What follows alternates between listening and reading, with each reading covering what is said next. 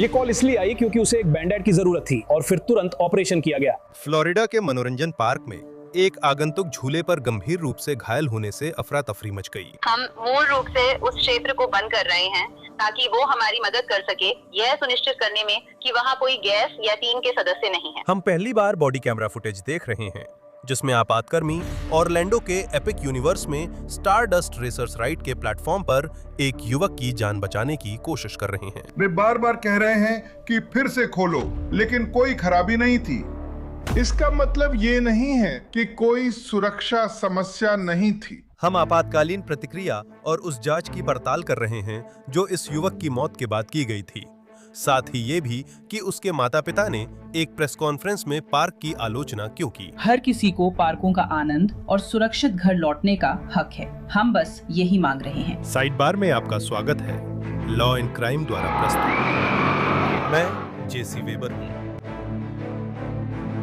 पिछले साल फ्लोरिडा की एक महिला ने एक भयानक दुस्वप्न का सामना किया। हविलेस यूनिवर्सल स्टूडियोज एपिक यूनिवर्स में अपने लंबे समय के बॉयफ्रेंड केविन रॉड्रिगेज ज़वाला के साथ रोलर कोस्टर की सवारी कर रही थीं, जब उसने उसकी ओर देखा और ये महसूस किया कि कुछ बहुत गलत था। जैसे ही रोलर कोस्टर नीचे की ओर गिरा और मोड़ों पर तेजी से घूमने लगा, केविन बार-बार अपना सिर टकरा रहे थे। हर जगह खून उड़ रहा था। हविलेस चिल्ला रही थीं। जब स्टारडस्ट रेसर आखिरकार रुकी, तो 32 वर्षीय का शरीर ढीला और मरोड़ा हुआ था। एपिक यूनिवर्स के कर्मचारी, मेडिकल स्टाफ और ऑरेंज काउंटी के ईएमटी उसकी मदद को दौड़े। उसे राइड से निकालकर जमीन पर लिटाया और सीपीआर दिया, लेकिन तब तक बहुत देर हो चुकी थी।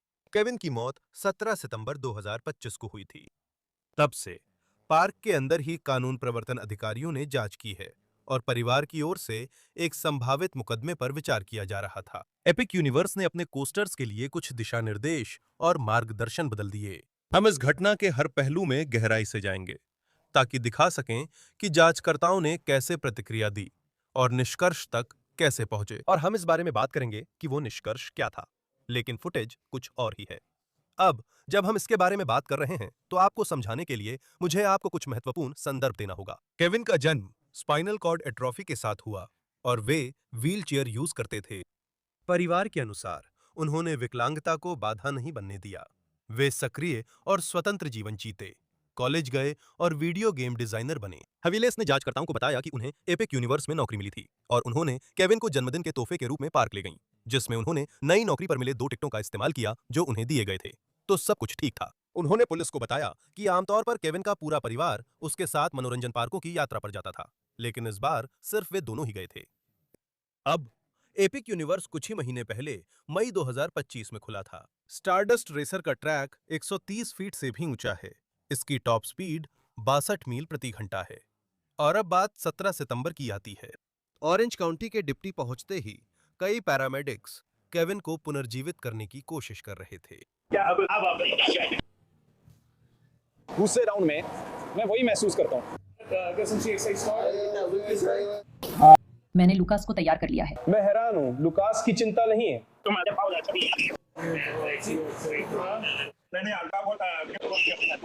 उन्हें सिर्फ वही संदिग्ध भी चाहिए, मैं खाना भी बना देता हूँ। आखिरी तुम्हारी दाईं तरफ है और हम दूसरी तरफ बदल लेंगे। अली, उसका चेहरा कितना अच्छा है। अरे पैड्स ठीक है, अब हम इंजन पैड बदलेंगे ताकि तुम हमें और डेटा दे सको। मेरी सभी पसंदीदा क्लासेस खत्म हो रही हैं। हम बंद करने जा रहे हैं। आप सभी विंडोज कोचेस रद्द कर सकते हैं।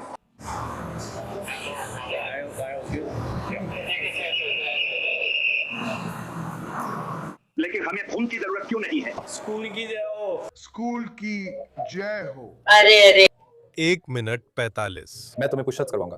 मिनट 45। अरे हमें इसकी जरूरत है। मैं सुरक्षित नहीं कर रहा भाई। जैमी IoT सुरक्षित करो। पीटर प्री चार्ज पकड़ो। BBM जल्दी। मैं निशाना नहीं बना रहा हूँ। अरे पोस्ट सेकेंडरी चेक करो। ठीक है, दूसरा चेक ले लो। यही है। स्विच AB बोर्ड पर है। स्विच। अरे वो कहाँ है? IO के लिए वो सुरक्षा डिवाइस कहाँ है? खुद। तो क्या ये खून किसी मुखिया का है? लगता है वो किसी चीज की तलाश में है।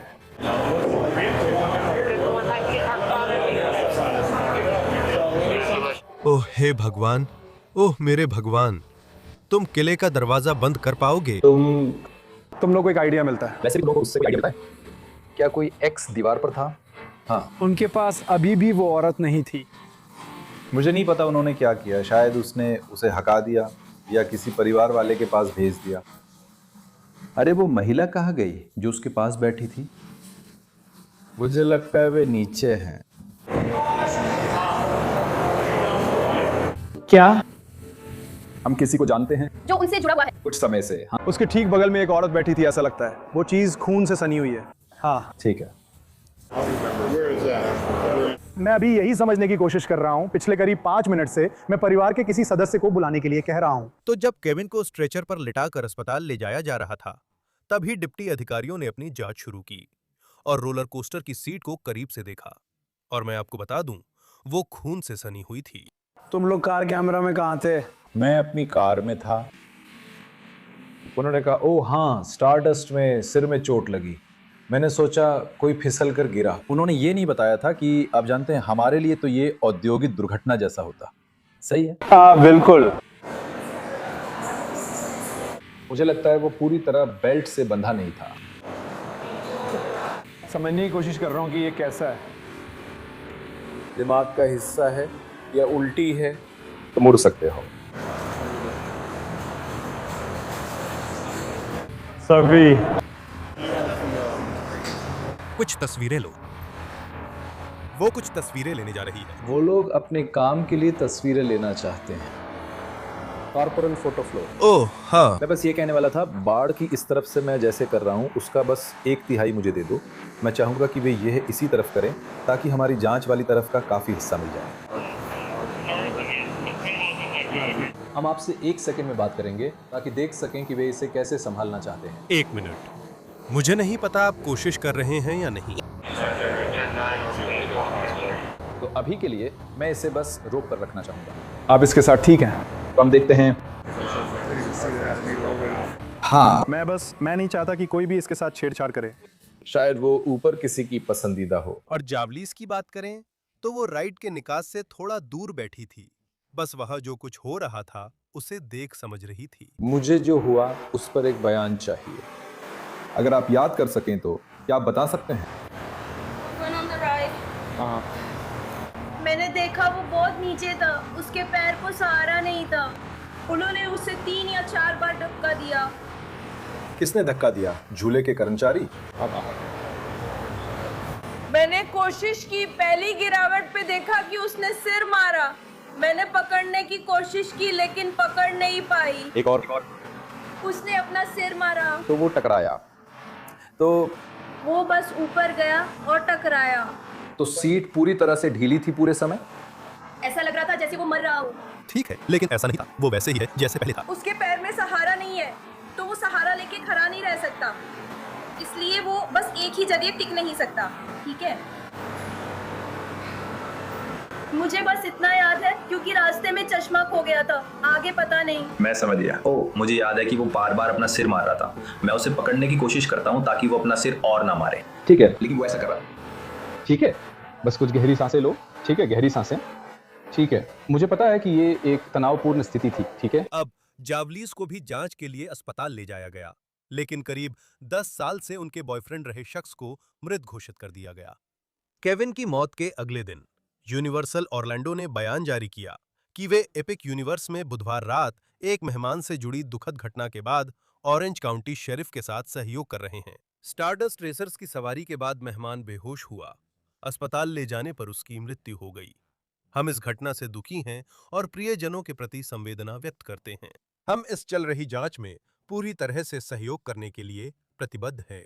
अब हमारे पास ऑरेंज काउंटी शेरिफ कार्यालय द्वारा दायर की गई एक घटना रिपोर्ट है, जिससे हमें यह पता चलता है कि डिप्टीज ने अपनी जांच कैसे की थी। ठीक है, उन्होंने देखा कि राइड के प्रवेश और लाइन में कई चेतावनी संकेत लगे थे, जो कानूनी रूप से जरूरी हैं ताकि पार्क जिम्मेदारी से बच सकें। पर्याप्त चेतावनी न होने पर उन्हें जिम्मेदार ठहराया जा सकता है। इसमें लिखा है कि हाई स्पीड रोलर कोस्टर अचानक तेजी से बढ़ते, चढ़ते, झुकते, उल्टा होते और गिरते हैं। प्रदर्शित दिशा निर्देशों का पालन न करने पर गंभीर चोट या पार्क से निष्कासन हो सकता है। व्हीलचेयर या इलेक्ट्रिक कन्वीनियंस व्हीकल उपयोग करने वालों को राइड सीटिंग पर शिफ्ट होना जरूरी है। केविन ने भी यही किया। वो अपनी व्हीलचेयर से राइड की सीट पर आए। दरअसल घटना रिपोर्ट के मुताबिक उसकी मदद करने वाले कर्मचारी ने जांचकर्ताओं को ये बताया। मैंने पूछा कि क्या वो ट्रांसफर करने में ठीक हैं, और उन्होंने हाँ कहा। तो मेरी टीम के एक सदस्य ने उन्हें साथ ले जाया, जबकि मैं दूसरे मेहमान की मदद कर रहा था। फिर मुझे और एक अन्य टीम सदस्य को बताया गया कि उन्हें ट्रांसफर करने में दिक्कत हो रही है और उन्हें हमारा ट्रांसफर डिवाइस चाहिए होगा, जो उन मेहमानों की मदद के लिए बनाया गया है जो चल नहीं सकते। हम डिवाइस उनके पास ले गए और उन्होंने उसमें आसानी से ट्रांसफर कर लिया। ये सामान्य ट्रांसफर था। उन्होंने सभी राइड की जरूरतें पूरी की और डिवाइस से वाहन में आसानी से ट्रांसफर किया। जांचकर्ताओं ने उस कर्मचारी का शपथबद्ध बयान लिया जिसने केविन की लैब बार सुरक्षित करने में मदद की थी। केविन, वो जो उस दिन व्हीलचेयर में था, क्या आप लैब बार को सुरक्षित करने में मदद कर रहे थे? मैंने उनकी लैब बार चेक की थी। हाँ ठीक है, उसमें कोई समस्या थी? सिर्फ एक ही बात सामने आई थी, वो थी हमारी लोडिंग प्रक्रिया में लैब बार से जुड़ी। हमारी सीट के साइड में एक इंडिकेटर होता है जो हमें बताता है कि संकेतक हरे निशान पर है या नहीं। अगर वो हरे निशान पर नहीं है तो हम देख सकते हैं कि उसमें एक छोटा सा नॉच है जो लाल हिस्से की तरफ झुक जाता है।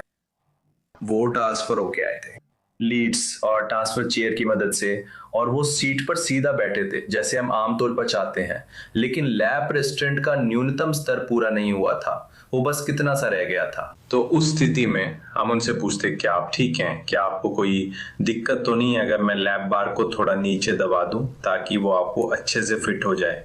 और उन्होंने हाँ कहा। और फिर मैंने लैब बार को वैसे ही दोनों हाथों से नीचे दबाया जैसे हम आमतौर पर करते हैं, फिर से चेक किया और फिर रेस्टोरेंट का इंडिकेटर न्यूनतम स्तर पर आ गया जैसे उसे होना चाहिए था ताकि वो राइड कर सके। तो जब आपने आखिरी बार दबाव डाला, पूछा क्या थोड़ा नीचे दबा सकता हूं? उन्होंने हाँ कहा और वो लॉक होने की न्यूनतम आवश्यकता पर पहुंच गया। हाँ, जब आपने ऐसा किया क्या उन्होंने कोई असहजता के संकेत दिखाए? नहीं, उन्होंने कोई असहजता के संकेत नहीं दिखाए। उन्होंने कोई आवाज नहीं की, उनका चेहरा नहीं बदला। हाँ, और हमें फिर से उनके साथ ये भी देखना होगा कि वे सहज हैं जैसा हम सभी के साथ करते हैं। और उन्होंने बहुत स्पष्ट रूप से संकेत दिए कि वे वाकई में उस सीट पर सहज थे, उन्हें कोई असहजता नहीं थी। क्या उसकी गर्लफ्रेंड ने कुछ कहा जिससे चिंता हो? नहीं, उसने कुछ नहीं कहा, वो ठीक लग रही थी। तो डिप्टीज ने राइड की निगरानी फुटेज की समीक्षा की और उन्होंने निम्नलिखित बातें देखीं, और ये बहुत महत्वपूर्ण है। 8:54 रात राइड स्टाफ ने मृतक को राइड में बैठने में मदद की। 8:56-57 बजे रात राइड लोडिंग डॉक से रवाना होती है। 8:56-57 बजे रात राइड को लॉन्च पॉइंट पर देखा गया। शुरुआत में प्यूलिट सक्रिय और ठीक था। 8:58-28 रात राइड कार्ट अंतिम ब्रेक पर दिखी, पर वीडियो दूर से था और मृतक नहीं दिखा। फिर रात 8:58-28 बजे राइड लोडिंग अनलोडिंग डॉक पर लौटी और साफ है कि मृतक प्रतिक्रिया नहीं दे रहा। आप सोचते हैं उस फुटेज का ट्रायल में क्या रोल होता? जांचकर्ताओं ने राइड के दौरान क्या हुआ समझने के लिए होवेलिस का दोबारा इंटरव्यू लिया। मैंने देखा कि जब वो बैठा तो वो थोड़ा ज्यादा नीचे था। उन्होंने बार को बाहर की ओर धकेला। आपका क्या मतलब है कि वो थोड़ा ज्यादा नीचे था? मतलब उसका पेट यहीं था और बार यहीं थी। ठीक है। तो उन्होंने इसे धक्का दिया लेकिन वे सही नहीं कर पाए। उन्होंने फिर से धक्का दिया लेकिन सही नहीं कर पाए, और उन्होंने एक बार और धक्का दिया, मुझे लगता है 3 बार जैसे, और मुझे लगता है कि ये 3 या 4 बार हुआ था, मुझे ठीक से याद नहीं है। एक बार जब उन्हें हरी बत्ती मिली तब उन्होंने ठीक से किया और हम पहले ड्रॉप पर लाइन में चले गए। तभी वो थोड़ा ऊपर गया और उसने अपना सिर किस पर मारा? हम काट पर गए और हम जैसे आगे की तरफ थे जहाँ छोटी सी रॉड थी काट की, और हाँ वहाँ मेटल की रॉड थी। उसने जैसे सिर उठाया, मुझे नहीं पता उसने कैसे उठाया, उसने सिर ऐसे मारा जैसे वो झुकता और उठता और बस सिर टकरा जाता। क्या तुम ये देख रहे थे जब हम राइड कर रहे थे? हाँ, मैंने देखा जब मैंने ध्यान दिया। मैंने जितनी जल्दी हो सके उन्हें उठाने की कोशिश की और जितना हो सके, जितनी ताकत से हो सके उन्हें पकड़े रखा। मुझे याद है मैंने उसकी शर्ट फाड़ दी थी, क्योंकि दूसरी बार गिरने पर भी वही हुआ। मुझे याद नहीं है कि वो था या नहीं, मुझे लगता है कि तीसरी बार गिरने पर उसने फिर से अपना सिर मारा था। मुझे याद नहीं कि वो चौथा ड्रॉप था या नहीं, लेकिन शायद करीब 3 ड्रॉप थे और सिर मारा था। और फिर जाहिर है मैं बस चिल्ला रही थी, उसे जगाने की कोशिश कर रही थी, जैसे कि उसे होश में लाने की कोशिश कर रही थी। मुझसे बात करे, देखूं होश में है या नहीं। राइड के दौरान ही सब हो रहा था, तुम देख रहे थे कि वो होश में आ रहा है या नहीं? हाँ, मेरी ऐनक गिर रही थी, उसकी ऐनक गिर रही थी। हम बस कोशिश कर रहे थे, जैसे मैं बस उसे मुझसे जवाब देने के लिए कह रही थी। मैं जितना हो सके उसे थामे रखने की कोशिश कर रही थी। मैं बस, अच्छा मुझे हर तस्वीर पूरी तरह याद है क्योंकि मैं बस उसे पकड़े हुई थी। ऑरलैंडो के न्यूज़ 6 के अनुसार ऑरेंज ओसियोला के मुख्य मेडिकल एग्जामिनर जोशुआ स्टेफनी ने कहा कि पोस्टमार्टम रिपोर्ट में मौत का कारण कुंद आघात से लगी कई चोटें थीं और मौत का तरीका, जो कि अहम है, एक दुर्घटना था।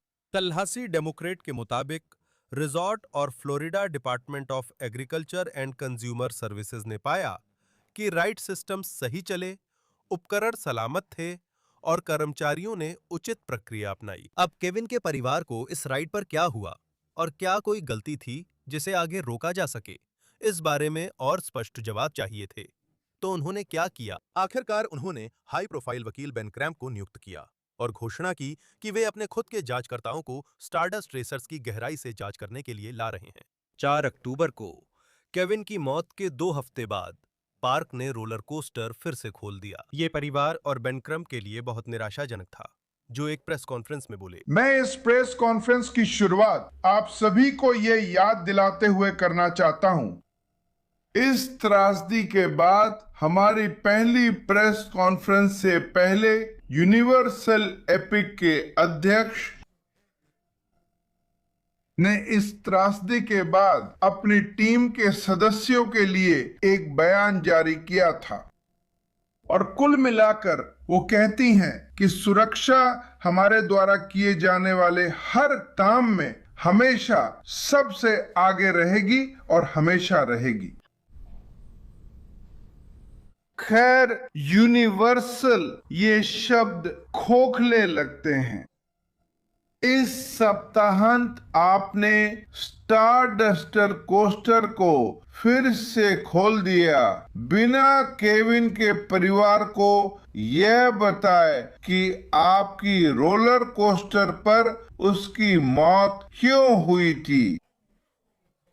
परिवार बहुत निराश था कि राइड को फिर से खोल दिया गया जब हम निरीक्षण की व्यवस्था कर रहे थे। लगभग ऐसे जैसे रात के अंधेरे में कोई चोर हो जब शुक्रवार दोपहर को कहा गया हम कल इस राइड को खोल रहे हैं। क्या आप जानते हैं परिवार को कब पता चला कि राइड फिर से खुल रही है?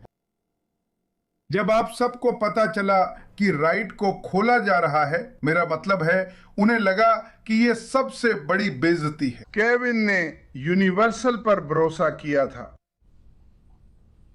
उसने उन पर भरोसा किया था कि वे राइड पर उसकी मदद करेंगे। उसने प्रक्रिया पर भरोसा किया था। उसने यूनिवर्सल कर्मचारियों के प्रशिक्षण पर भरोसा किया था कि वे उसे सुरक्षित रखेंगे और किसी भी खतरे से दूर रखेंगे। केविन ने यूनिवर्सल अधिकारियों पर भरोसा किया था और वही भरोसा उसके लिए मौत की सजा बन गया। और केविन के परिवार के सदस्य, उनका दर्द उस प्रेस कॉन्फ्रेंस में साफ झलक रहा था जब वे अपनी इस क्षति के बारे में बोल रहे थे। केविन ने कुछ भी गलत नहीं किया था। उसने रोलर कोस्टर पर चढ़ने से पहले चेतावनियां ध्यान से पढ़ी, जैसे वो हमेशा करता था जब भी वो रोलर कोस्टर पर सवारी करता था।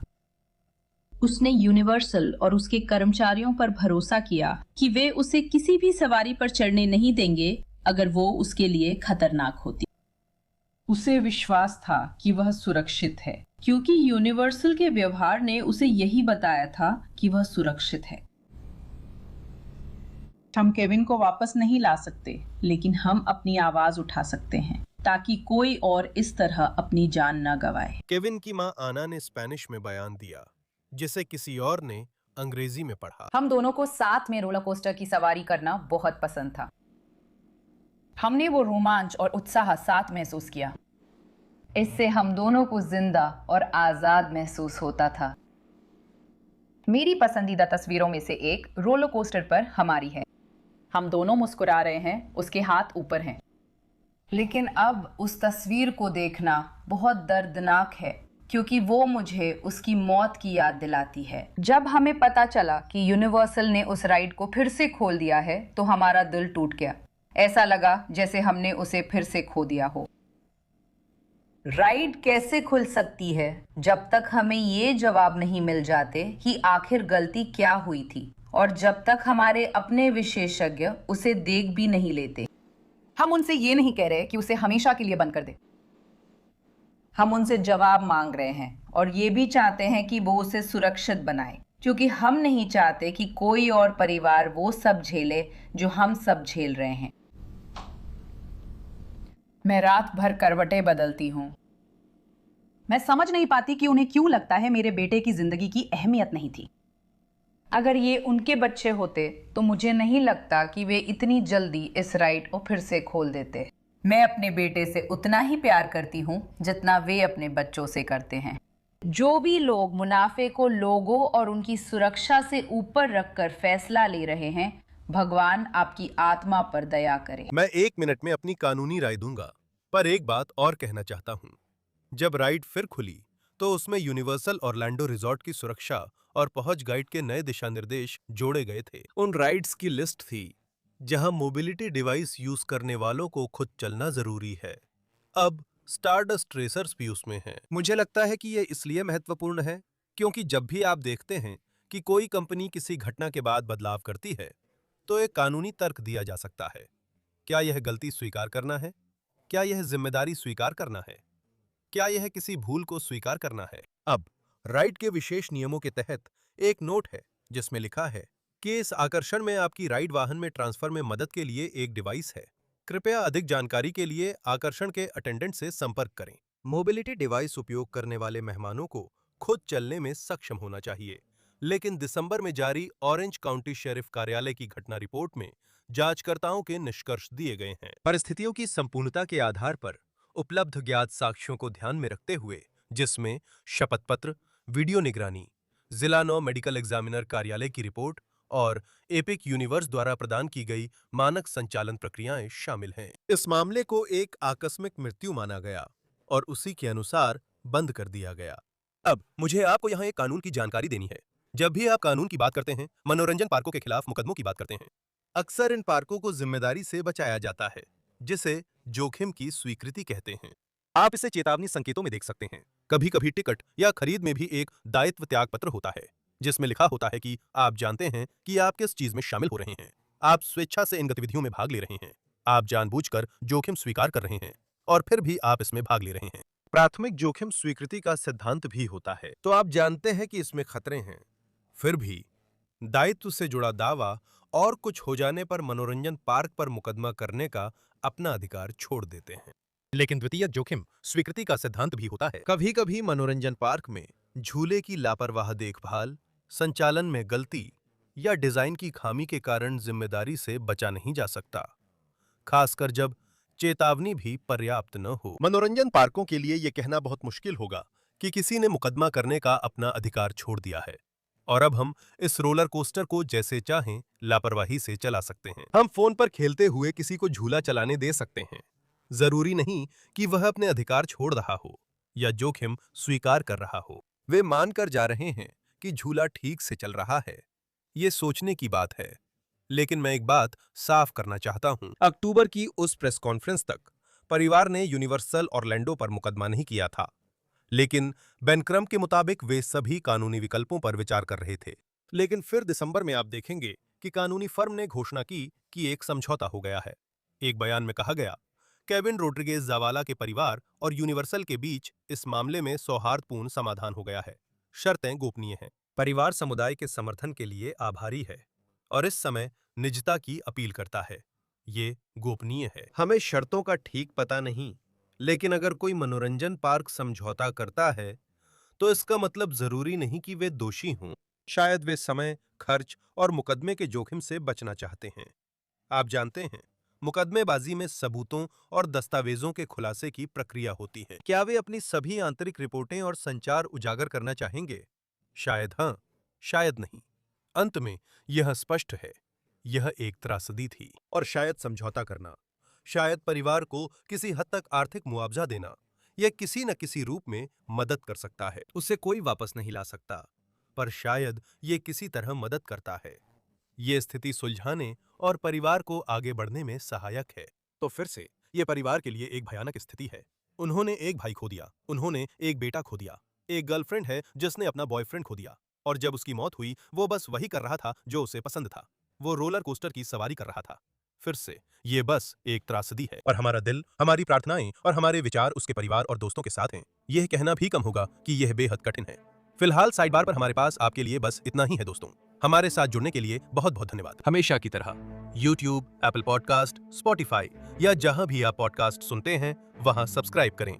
NBC के पीकॉक पर भी देखें। अगर आप मुझे फॉलो करना चाहते हैं तो X और Instagram पर मुझे फॉलो करें, और मेरा न्यूज नेशन शो जैसी रबल लाइव सोमवार से शुक्रवार रात 11 बजे ईस्टर्न टाइम पर देखें। अगली बार फिर मिलेंगे दोस्तों।